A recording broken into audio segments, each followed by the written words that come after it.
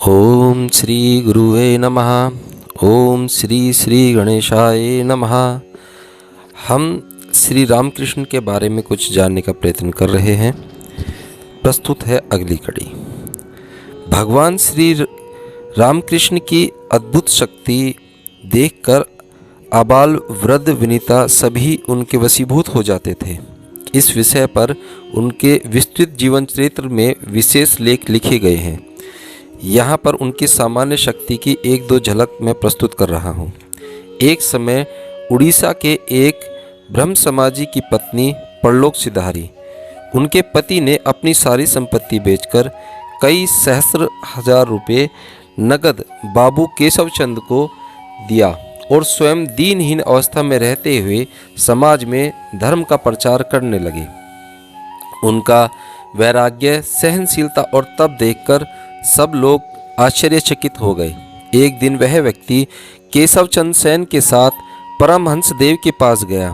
उसे देखते ही परमहंस देव ने केशव चंद्र से पूछा, क्यों केशव, इसे तुमने कहाँ पाया? केशव बाबू के साथ किसी साथी ने इस प्रश्न के उत्तर में उस व्यक्ति का परिचय देते हुए उसके त्याग का वर्णन किया। यह सुनते ही परमहंस देव ने कहा, पर फिर भी यह अमाड़े की खटाई ही खाएगा, अर्थात पुनः संसारी होगा। अंत में वैसा ही हुआ। थोड़े ही दिनों में उसका वैराग्य नाम मात्र को भी न रहा और एक दिन उसने अपने वकील से केशव बाबू को अपने पैसे वापस करने के लिए चिट्ठी भिजवाई और अपने सब रुपये उगाकर वह ब्रह्म समाज छोड़कर चला गया।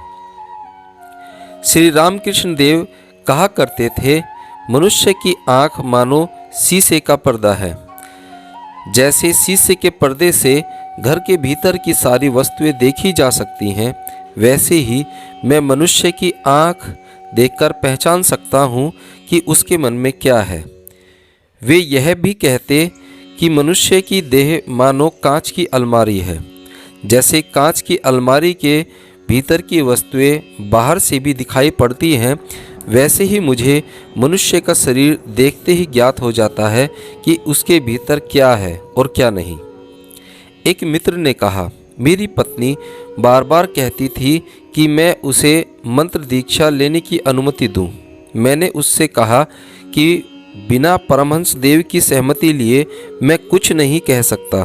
परमहंस देव उस समय बीमार थे, इस कारण मैं उनसे कुछ पूछ न सका।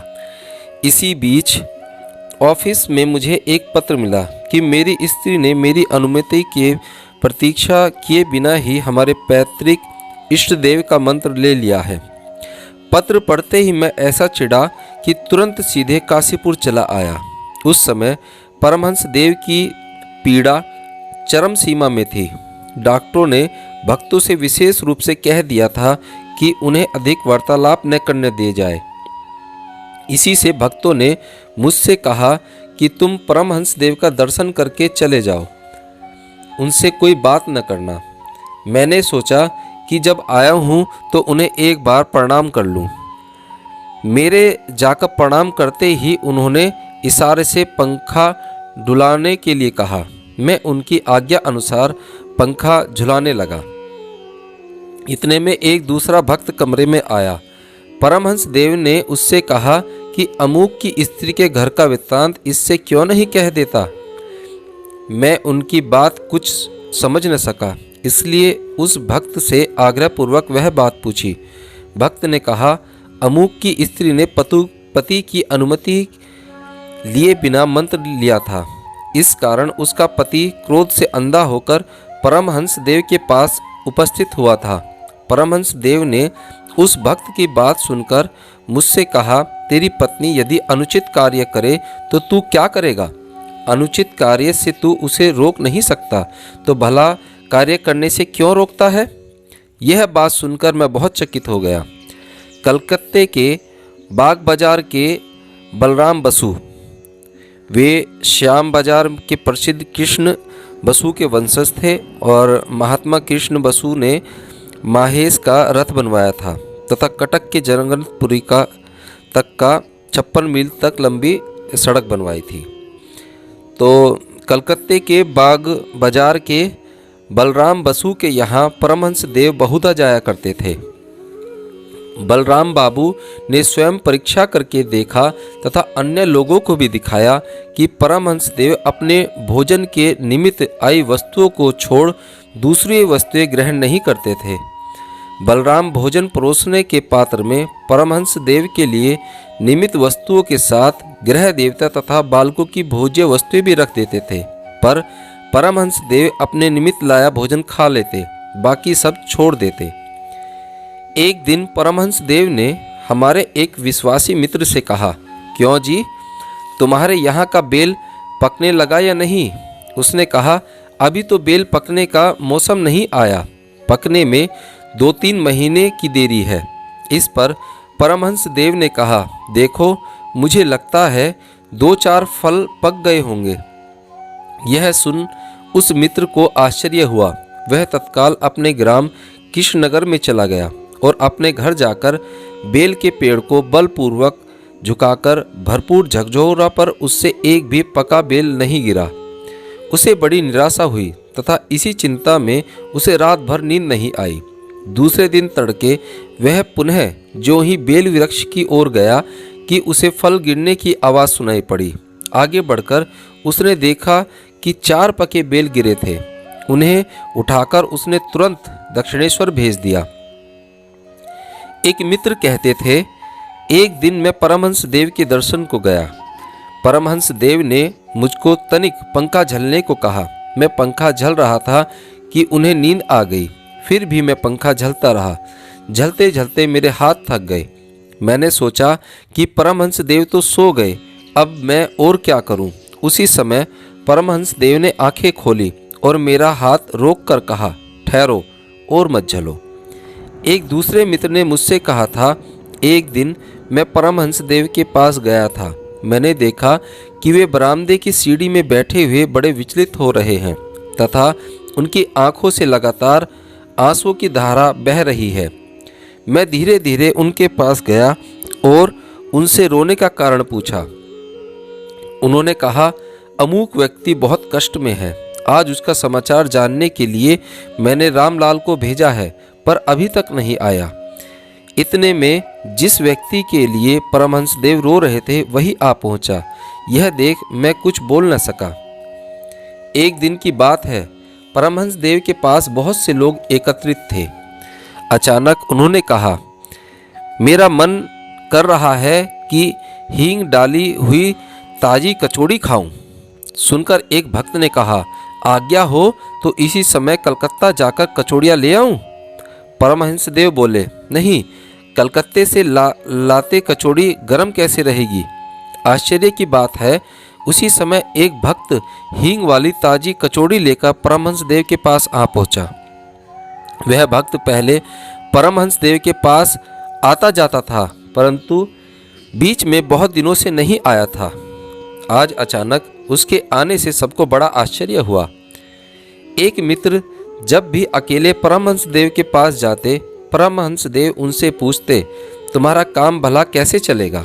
मित्र ने अपनी 100 रुपये की नौकरी छोड़ दी थी और खाली बैठा था, पर मित्र आत्मविश्वासी था तथा उसे भविष्य की चिंता नहीं थी। परमहंस देव के पूछने पर तुम्हारा कैसे चलेगा, क्या करके खाओगे, वह हंसता और उनसे कहता, आप चिंता मत कीजिए। फिर भी परमहंस देव बीच बीच में पूछते रहते, तुम्हारा काम कैसे चलेगा। 10 वर्ष बीतने पर उसी मित्र ने कहा, अब मैं परमहंस देव की अंतर्दृष्टि का प्रभाव देखकर आश्चर्यचकित हुआ हूँ। यह चिंता कि मेरा निर्वाह कैसे होगा मुझे व्यथित कर रही है। 10 वर्ष बाद जो बात मुझे अब सूझी है, परमहंस देव उसे 10 वर्ष पूर्व ही जान चुके थे, जिसे मैं हंसी में उड़ा दिया करता था। नेपाल के राजप्रतिनिधि कर्नल विश्वनाथ उपाध्याय घुसड़ी ग्राम के एक लकड़ी के कारखाने में कार्य करते थे। एक दिन रात को उन्होंने स्वप्न देखा कि एक व्यक्ति उन्हें तत्व ज्ञान का उपदेश देने के लिए बुला रहा है। तदनंतर कुछ दिन बीतने के बाद वे द्वैत एक दिन दक्षिणेश्वर आए। वहाँ उन्होंने परमहंस देव को देखकर पहचान लिया कि ये वही पुरुष है जिन्होंने उन्हें स्वप्न में दर्शन दिया था। परमहंस देव ने भी उनसे इस प्रकार बातें की मानो उनसे पहले से जान पहचान है। परमहंस देव दक्षिणेश्वर में रहते हुए भी दूर दूर की बातें दिव्य दृष्टि से देख कर लेते और यथावह भी कह देते। वे मनुष्य के मन की बातें और भाव समझकर बता देते थे। इन सिद्धियों के अतिरिक्त उनमें यह भी योग शक्ति थी कि वे अपने दोनों बाहों के बीच स्थित द्विदल कमल को स्वयं ही विकसित कर लेते और उसकी कर्णिका में काली, दुर्गा, शिवा, राधा, कृष्ण आदि दिव्य प्रकाश युक्त देवताओं का आविर्भाव करके उनका दर्शन करते तथा उसी के साथ उनके हृदय में स्वतः भगवान प्रफुल्लित होकर मन से उच्चारित होता था। दक्षिणेश्वर में रहते हुए उन्होंने श्री विजय कृष्ण गोस्वामी को ढाका में सशरीर दर्शन दिया था और मथुरा बाबू को अपने शरीर में शिव और काली की मूर्ति दिखलाई थी। उनका छायात्मक शरीर अभी भी विद्यमान है। ऐसी बहुत सी सिद्धियां उन्हें प्राप्त थी जिनका यहाँ विस्तार से निरूपण संभव नहीं है। परमहंस देव अवतारी पुरुष थे। अन्य भावों के समान अवतार भाव भी उनमें सब अवस्थाओं में देखा गया है। उनकी अलौकिक जन्म गाथा धाम में उनके पिता को अलौकिक स्वप्न दर्शन, गर्भ के अवस्थान काल में उनकी माता को विभिन्न देव देवताओं का दर्शन तथा 6 वर्ष की आयु में माता को 16 वर्ष के युवक के रूप में दर्शन इत्यादि की अनेक घटनाएं उनके जीवन में घटित हुई हैं, जिनसे उनके अवतारी पुरुष होना स्पष्ट रूप से व्यक्त होता है। जिन लोगों को उपयुक्त घटनाओं पर विश्वास करने में हिचकिचाहट हो, उन्हें सोचना चाहिए कि परमहंस देव जो न राजा थे न जमींदार थे, तो उस दरिद्र ब्राह्मण की पर्णशाला में जन्म लेने वाले इस बालक के संबंध में इतनी जनश्रुतियाँ कैसे फैल गईं। उनके जीवन में घटी ये घटनाएं उनके शिष्यों द्वारा मनगढ़ंत नहीं है। थोड़ा सा सोचने से ही यह स्पष्ट हो जाएगा। उनके गांव में रहने वाले कोई लोग इसके साक्षी रहे हैं, जिन्होंने श्री रामकृष्ण के संबंध में उनकी बाल्य अवस्था से इन सब घटनाओं के बारे में सुना है, जो भले ही सत्य हो या मिथ्या। उनके गांव के जमींदार गंगा विष्णु लाहा की माता गदाई को बहुत प्यार करती थी। बढ़िया हो या गठिया, जो भी उन्हें मिलता गदाई के निमित्त रख छोड़ती थी। वे उत्तम उत्तम व्यंजन बनाकर गदाई को खिलाती और बीच बीच में कहती, गदाई तू मनुष्य नहीं देवता है। उन्हें यह विश्वास था कि लीला करने हेतु ही भगवान मनुष्य के रूप में अवतरित हुए हैं। इसी निश्चय के कारण वे एक दिन परमहंस देव को अपने साथ मैदान में ले गई और उसके हाथ में दोना भर सुभोज्य पदार्थ देकर शोक करती हुई बोली, गदाई मुझे यही दुख है कि तुम्हारी अद्वैत भावी लीला नहीं देख पाऊंगी। परमहंस देव ने मथुरा बाबू से कहा था, माँ ने मुझसे कहा है और मैं भी बहुत से भक्त हैं जो सब आएंगे। मथुरा बाबू कभी कभी पूछते, क्या बाबा तुम्हारे भक्त लोग आए क्या? कभी कभी मथुरा बाबू यह भी कहते, बाबा आपको दूसरे भक्तों से क्या करना, मैं अकेला ही आपके 100 भक्तों का कार्य करूँगा। आप आज्ञा दीजिए, मुझे क्या करना है मैं अभी उसे कर दूं। इस समय इन्हें भक्तों का विरह बहुत कलेश देता था। कोई क्या कहेगा यह सोचकर वे जोरों से नहीं रो पाते थे, किंतु जब देवी मंदिर में आरती होती और बाजे बजते, उस समय वे सूने स्थान में जाकर भक्तों के विग्रह में उस स्वर में रोते। उन्हीं दिनों की बात है, दक्षिणेश्वर में एक बड़ी भक्तमती तथा परम पंडिता ब्राह्मणी आई। उसके बारे में पहले कहा जा चुका है। वह परमहंस देव की अवस्था और आचरण देखकर बोली, ये मानो नित्यानंद की देह में चैतन्य चंद्र की ज्योति का आविर्भाव है, अर्थात उनकी देह नित्यानंद की है और उसके भीतर श्री गौरांग देव विराजते हैं। सर्वशास्त्र पंडित वैष्णवर्द वर्धमान ब्राह्मण के सभापति विद्वान पद्मलोचन और इंद्रेश गिराम निवासी भक्त परवर महाप्रज्ञ गौरीदत्त पंडित आदि कई प्रसिद्ध महानुभावों ने उन दिनों आकर परमहंस देव का दर्शन किया तथा लक्षणों के द्वारा उन्हें अवतारी पुरुष कहकर भगवत भाव से उनकी स्तुति की। हलधारी नामक परमहंस देव के एक आत्मीय थे। वे वेदांत के अच्छे ज्ञाता थे। उन्हें श्री रामकृष्ण देव के कार्यकलापों में पागलपन के लक्षण प्रतीत होते थे और वे उसकी निंदा भी करते। एक दिन जब वे मंदिर में उपासना में रत थे तो परमहंस देव उनके पास ईश्वरावेश में पहुँचे।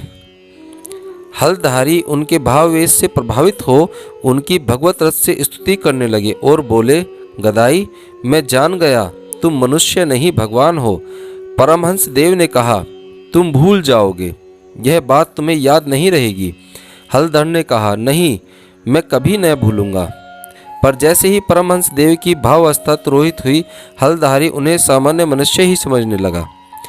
कलकत्ते के कलुटोले में चैतन्य सभा के बीच में श्री गौरांग देव का आसन है। परमहंस देव एक दिन उस सभा में जाकर भावावस्था में उस आसन पर जाकर बैठ गए। उन्हें भावावस्था में देख कोई उनकी ईश्वर भाव से पूजा करने लगे, पर अन्य लोग इन पर बहुत चिढ़ गए। कालना के प्रसिद्ध साधु भगवान दास यह सुनकर परमहंस देव पर बड़े नाराज हुए। जब परमहंस देव को यह समाचार मिला तो वे मथुरा बाबू और हृदय के साथ गंगा में नाव द्वारा घूमते हुए कालना पहुँचे।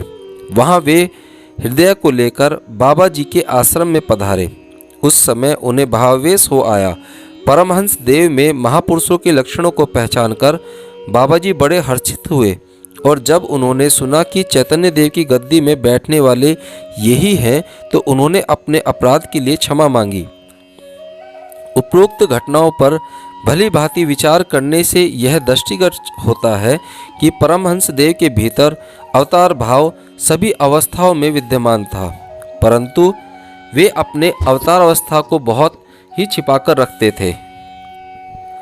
परमहंस देव जिस दिन कल्पतरु बने थे तथा जिस दिन उन्होंने काली माता के रूप में पूजा ग्रहण की थी, उस दिन उनके भीतर प्रकट परमेश्वर भाव को देख सभी चकित हुए थे। एक अध्यापक पंडित के बारे में कहा जाता है कि वे एक दिन उत्तरपाड़ा के किसी संपन्न व्यक्ति को देखने के लिए गए।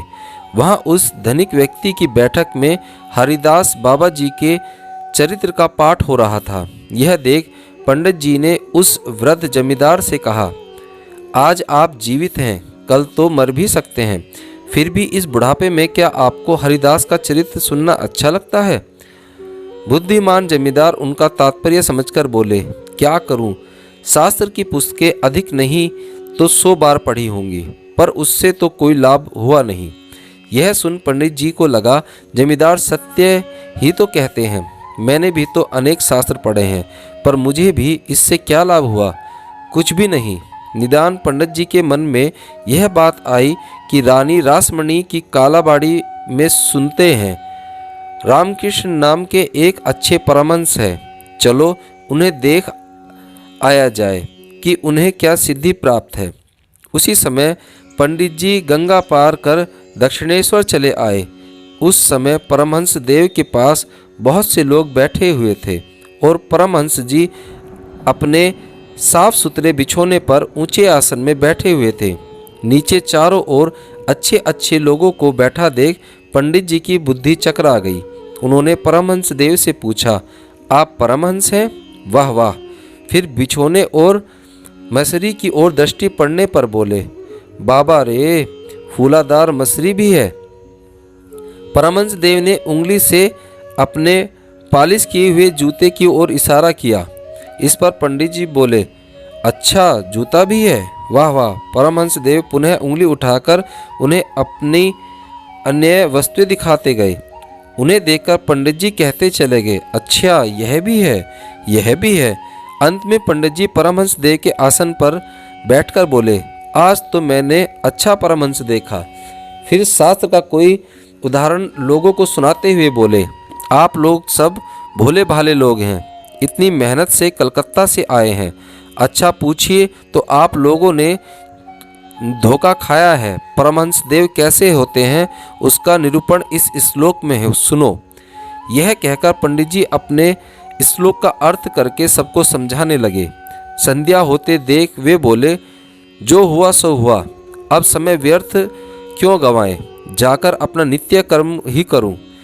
यह कह वे संध्या वंदन के लिए गंगा तट पर गए। वहां गंगा में हाथ मुंह धोकर अपने इष्ट देव की मूर्ति का आंख मूंदकर ध्यान करने लगे। थोड़ी देर ध्यान किया कि अचानक पंडित जी चौंक उठे और दौड़ते हुए परमहंस देव के पास पहुँचे। जाकर देखते हैं कि परमहंस देव की समाधि लगी हुई है। तब वे उनके पास हाथ जोड़कर खड़े हो गए और आप साक्षात भगवान हैं कहकर उनकी बारंबार स्तुति करने लगे। केशव बाबू ने परमहंस देव को भले अवतार मानकर कभी उद्घोषित नहीं किया, पर वे उनके अवतार तत्व के पक्षधर थे। रामचंद्र दत्त ने अपनी पुस्तक परमहंस देव की जीवनी में लिखा है कि लोग परमहंस देव को अवतार मानकर पूज रहे हैं। यह बात केशव बाबू को विदित थी। मैंने अपने बड़े विश्वस्त सूत्र से यह बात सुनी है कि केशव बाबू ने अपनी वृद्धावस्था में परमहंस देव को अवतार मानकर उनकी गुप्त भाव से पूजा की थी। यह बात कितने बाह्य समाजियों को विदित है यह मैं नहीं कह सकता। परमहंस देव एक दिन केशव बाबू के यहाँ गए तो उन्होंने परमहंस देव से एक दिन अपने उपासना गृह में पधार कर उसे पवित्र करने का निवेदन किया। और जब परमहंस देव उनके उपासना गृह में गए तो केशव बाबू ने उनके चरणों में पुष्पांजलि अर्पित करते हुए कहा, मेरी इस पूजा की चर्चा आप अन्य किसी से नहीं करिएगा। इस घटना के कई दिनों बाद जब भक्त परवर विजय कृष्ण गोस्वामी परमहंस देव के पास आए तो उन्होंने केशव चंद्र द्वारा किया पूजा के वृत्तांत को विजय कृष्ण को बताते हुए कहा, केशव चंद्र ने अपना तो बना लिया पर पूजन को छिपाकर औरों का बिगाड़ा। मैंने जो यह समाचार गोस्वामी से सुना त्यों ही लोगों के बीच इसे फैला दिया। परमहंस देव ने कभी स्वयं अपने मुंह से तथा कभी इशारे से अपने अवतार तत्व को प्रकट किया था। इस बात के भी अनेक प्रमाण हैं। उन्होंने कहा था, जैसे कभी कभी राजा लोग अपने राज्य में वेश बदलकर घूमते हैं, उसी प्रकार मैं भी वेश बदलकर घूमने आया हूँ। इस बार बहुत कम ही लोग मुझे पहचान सकेंगे। फिर वे कहते, मेरे भोजन का भाग पहले किसी को मत देना। एक दूसरे व्यक्ति से उन्होंने कहा था, मेरा भजन कर। अन्य से कहा था, अपना इष्ट मंत्र मुझे वापस कर दे। फिर एक दूसरे से उन्होंने कहा, तुम्हें मंत्र न लेना होगा। स्पष्ट रूप से उनकी कही सारी बातें उन्हें अवतारी पुरुष सिद्ध करती हैं।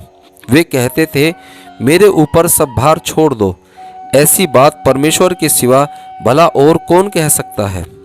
फिर किसी से उन्होंने कहा था, प्रातःकाल मेरा मन सारे जगत को व्याप्त है, इसलिए इस समय मेरा स्मरण किया करो। एक दूसरे व्यक्ति से परमहंस देव ने कहा था, धर्म कैसे मिलता है, ईश्वर कैसे मिलते हैं। इस जिज्ञासा से जो यहाँ आएगा उसका मनोरथ पूरा होगा। फिर वे कहते थे, यहाँ आने से ही होगा, अधिक कुछ करना न होगा। भक्तों से परमहंस देव ने कहा था, तुम्हें कुछ साधन भजन नहीं करना होगा। यदि मुझ पर 16 आना विश्वास रखोगे तो सब कुछ सिद्ध हो जाएगा। वे कहते थे, पहले एक सांचा बनाना ही कठिन है। सांचा बन जाने पर फिर चाहे उससे जितनी मूर्तियां गढ़ लो। मैं वैसे ही सोच रहा हूँ, जिससे तुम्हारे लिए 100 मूर्तियां बन सकती हैं। एक दिन परमहंस देव आसन पर बैठे थे। हृदय बाबू ने यह देखकर कहा, मामा जी, आप कहें तो जिस आसन पर आप बैठे हैं उससे भी उत्तम आसन बनाऊं? यह सुन परमहंस देव ने कहा, हृदय, तू भला इससे क्या उत्तम आसन बनाएगा? तू तो एक आसन की बात करता है रे। अरे, माँ ने कहा है कि गांव गांव में घर घर मेरा आसन होगा, घर घर लोग मेरी प्रतिमा पूजेंगे। ये बातें परमहंस ने अपने श्रीमुख से बहुत दिन पहले ही प्रकट कर दी थी। दिन रात हर समय जब भी वे ईश्वर का नाम लेते थे उन्हें समाधि लग जाती थी। उस समय उनकी आंखों की पलकें हिलती तक नहीं थीं। दोनों आंखों से प्रेमश्रु बिंदु मुखमंडल पर बहते थे। मुखमंडल मधुर मुस्कान से भर जाता था। उनकी बाह्य ज्ञान लोप हो जाता तथा समस्त शरीर निश्चित हो जाता था। वे मानो मिट्टी पत्थर के सदृश हो जाते थे। कान में बार बार ओमकार उच्चारण करने से उन्हें धीरे धीरे ब्रह्म ज्ञान आता था, बाह्य ज्ञान आता था। परमहंस देव ने श्री मुख से कहा था, 12 बजे घड़ी की दोनों सुइयां जिस प्रकार मिल जाती हैं, मेरा मन भी ब्रह्म में उस प्रकार सदा निर्मग्न रहना चाहता है। पर जीवों को कल्याण के लिए मैं मन को नीचे खींच लाता हूँ। यह पूछने पर कि समाधि में मन की क्या दशा रहती है, श्री रामकृष्ण देव कहते थे, मछली को जल में छोड़ने से जैसा सुख मिलता है, समाधि में मन को उसी प्रकार परम आनंद प्राप्त होता है। अतः ऐसे उत्तम अवस्था को भी परमहंस देव जीवों की भलाई के लिए छोड़ देते थे। उनकी जीवों के प्रति इस महती करुणा पर विचार करें तो हमें ज्ञात हो जाएगा कि उनके इस परमार्थ में हम कितने ऋणी हैं।